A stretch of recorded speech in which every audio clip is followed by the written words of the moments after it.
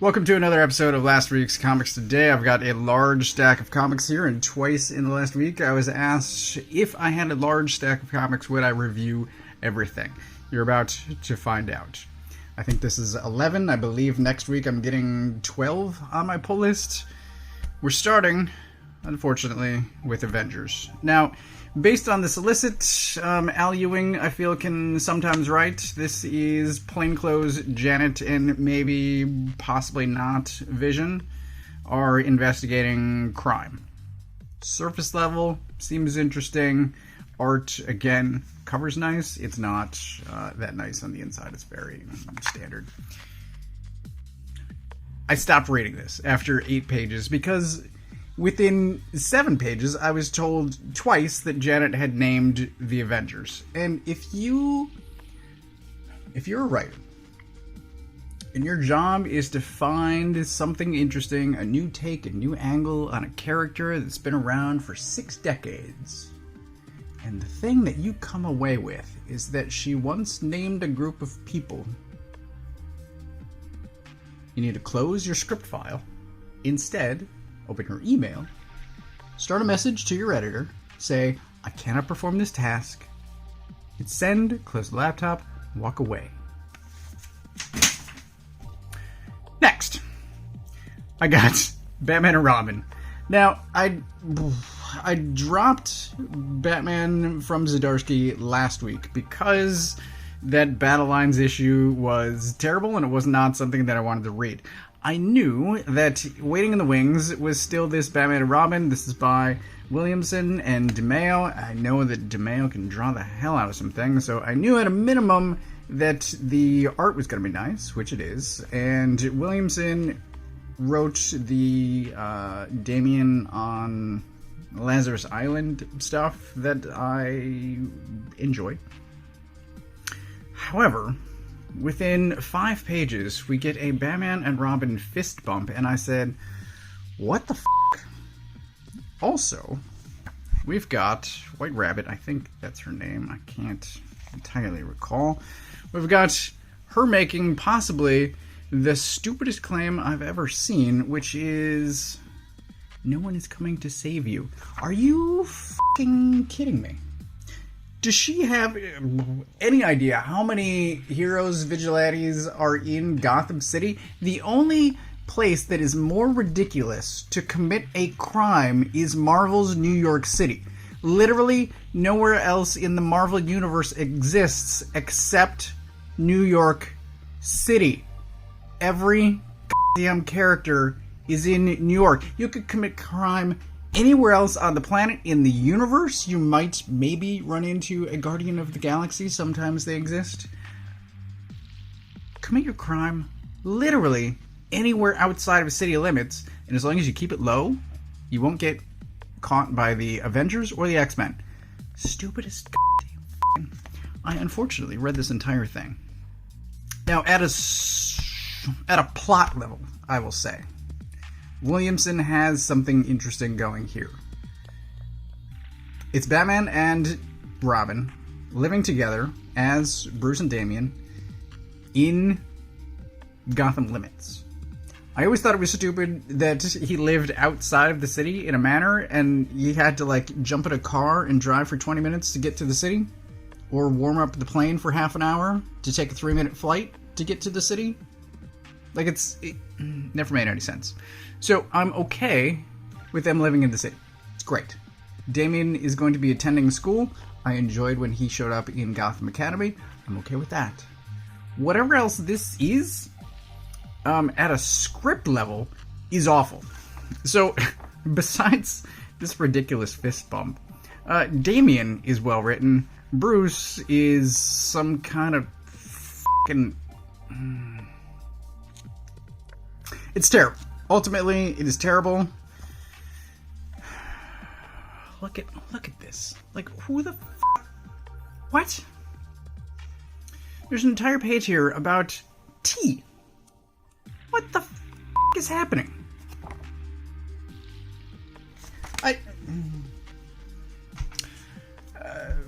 Don't buy this. Do not buy this. So the first good comic of the week is World's Finest Teen Titans. This is a creepy convention issue because the Teen Titans go to a Teen Titans convention. Was that sentence accurate? The Teen Titans go to a Teen Titans convention. Well, everyone except for Robin, because Batman tells him no, and he listens mostly. I hate these boots.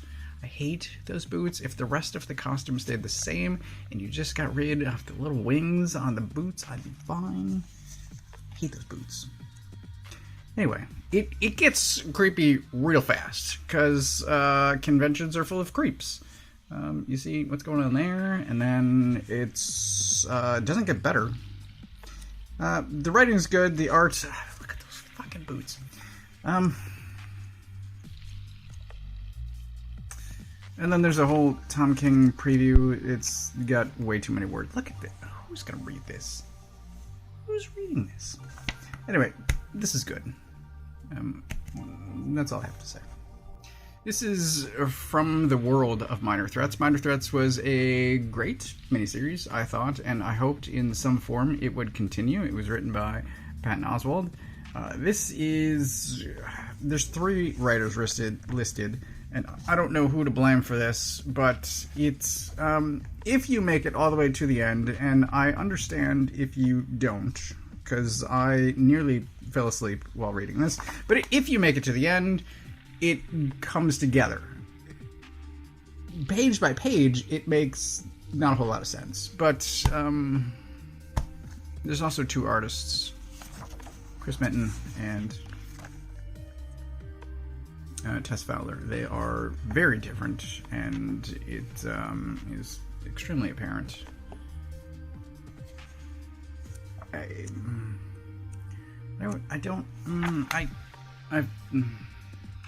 have no idea what to make of this. I don't want to continue if this is the level of quality. I will check out the solicitation text for issue 2. If it's all these same people, maybe not. And if it's a new batch of people, then definitely not. But read the original series instead. The Enfield Gang Massacre. I mostly enjoyed the first issue. I thought there was a structural issue as far as how the issue ended, which I went into in some depth in my last video. But this has the same paper quality. It's the same art. It's the script, I think, is possibly still an issue. We start with a dream sequence. And it then jumps to... It doesn't pick up where the previous issue left off. Instead, it jumps to the Dreamer, I guess. Except I don't think that's accurate. And then we go back in time to see what happened, and there's, like, not clarity, really, about who is talking to whom, and... It's just very unclear what the hell is happening. Things do happen, and it ends, and... This is another one where it will read much better as a collection than as single issues. As single issues, I cannot recommend it in good conscience.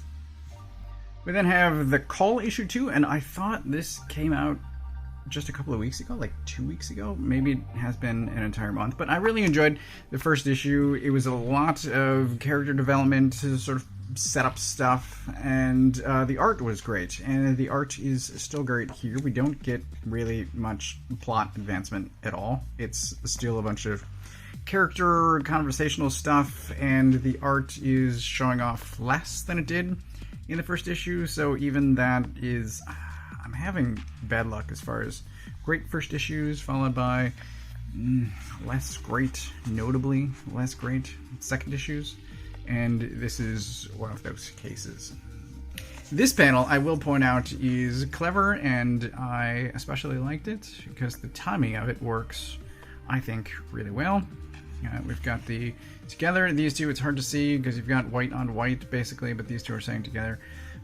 together, and then she says belatedly together. So just the, again, construction of this panel is really well done, and the timing of it, it's great.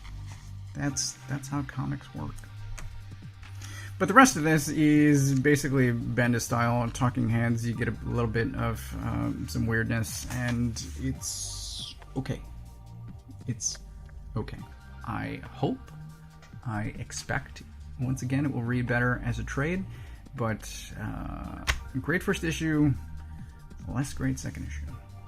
Astrobots issue 5. I'm gonna spoil the ending. I don't think this is a spoiler, but if we get to the last page, which is here somewhere, this is what's important. Astrobots will return. Hell yeah. So there was a lot to wrap up as far as what was going on with humans and robots, and some of that is resolved, but honestly not all of it. And I'm happy to see that this is going to return next year. I will continue reading it. But we've got Apollo in jail, we've got Atlas who's trying to execute his plan, we've got Athenia who's trying to stop things and save some people, and it's well done. It's great. It's one of the best books of the week. The first of 2 from Simon Spurrier. We've got Damn Them All. This is issue 8, and I spent an inordinate amount of time reading this panel here. Dreams like fucking sure can't I feel them pricking at me skull. I spent more time reading and rereading this one panel than I spent reading the entire page. I think he should maybe lay off the accent a little. I still have no idea what he's trying to say there. No clue. Absolutely no clue. We still get a bunch of Demon and Lady Constantine stuff going on, and now there's angels, and she's possibly being hired by 2 different people, and it's good when it's not confusing the hell out of me. So take from that what you can. Dark Ride, another issue 8. Things happen this issue, for sure. So we get a bit of flashback, as usual. There's certainly some symbolism. I wish I knew more about this story, because there's the story that I think I know, and then this is, I would say, different, and I'm super curious about that. But we don't learn about the book. We learn more about family history stuff, and there is... where is it? So there's this thing going on in the background, right? And then this, and then this, and then that. And there's a lot more of that happening this issue. It's pretty crazy. I thoroughly enjoyed it, and we get this, which I find weird. So he's having sort of a flashback memory, except he changes what was happening, and he goes into a place that he wasn't present for. So I don't know if that really is a flashback memory, or if it's something else. But there's a whole lot of this going on, and there's a cliffhanger ending, and... the previous book, Birthright, ran for 40, 50 issues. I feel like this is a shorter series. This might be 15, it could be 12, I don't know. But I do feel like things are coming to a head. I feel like also at the end of whatever this arc is, possibly 10 issues, it's probably going to go off in a new direction. So maybe 15 issues if they're 5-issue arcs. I don't know. But I feel like something is coming. And next issue, we're supposed to get more Halloween about his sister. His sister is named Halloween. And that will be out in October, probably right around Halloween. That's good timing on his part. But this is a book that Williamson can write. Years ago, Raphael Grappa drew the hell out of Batman, and... he's doing it again. This time he's writing, and if you've ever wondered what Batman would be like if written by a high schooler that had just discovered poetry as an outlet for emotions, it would be close to this. So this is... it's very heavy on writing. There's a societal commentary going on. I don't know fully what else is going on. He can certainly still draw, except I'm going to say for vehicles, because there's a car in here that's missing a third of its front end, and he's just driving it around. Also, it has no windows. That's crucial. There it is. And there. Like, how is that? That can't be good. It can't be useful. It has to be a design flaw. But it's shown that way repeatedly. It's a mild transformer, by the way. Batman gets hit in the face with a hammer and an anvil, at a minimum. And he has a plan in this to kill Bruce Wayne as soon as this story's over, and Alfred thinks that's a terrible idea, and I'm sure he'll be talked out of it by the end of the series, because he's going to find, you know, the use in keeping Bruce Wayne instead of going all in on Batman. And I'm never going to get to that point, because I'm certainly not reading issue 2 of this. It was really not good. But I'm having particular bad luck with Zdarsky, now Williamson, and Grandpa. And I think I just need to take a break from Batman for a while. Lastly, like an after-dinner mint, I saved the best for last. So this is the other Simon Spurrier, and I loved the hell out of the original Coda series. What was that, 15 issues? I think 12, 15. There's 3 trades. There's a hardcover that came out a couple of months ago. I extremely recommend grabbing this. The art is incredible. The story is heartfelt and also great and funny, and there's stuff like this going on, and there's a pentacorn, and it's just really well done. It's frankly incredible. This has a level of dialogue that is heavy, but also appropriate and never boring, and it's just really good. From beginning to end, there's also these guys. There's these guys, and what happens later? Fucking amazing. Loved it. So anyway, Coda is my pick of the week by process of elimination of everything else being mediocre to terrible. Coda is the one book that I recommend getting this week. Holy cow. This is not a good week for comics. I forgot something. So, as I was checking out, this is everything that I got this week, and as always, I get all of my books from a local comic shop. As I was checking out, I was told, oh, you got one of the special ones, as Cull was rang up, and I had no idea what he was talking about. I didn't ask any questions, but when I opened it, I got a sticker and a postcard that is signed. I don't know why, but that's cool. Thank you to whoever gave me these things. If you don't know where your nearest comic shop is, you can use this link to find the one closest to you. Avengers is on the floor. I'm not picking that up. So, thanks for watching. Hopefully next week is better. Fingers crossed.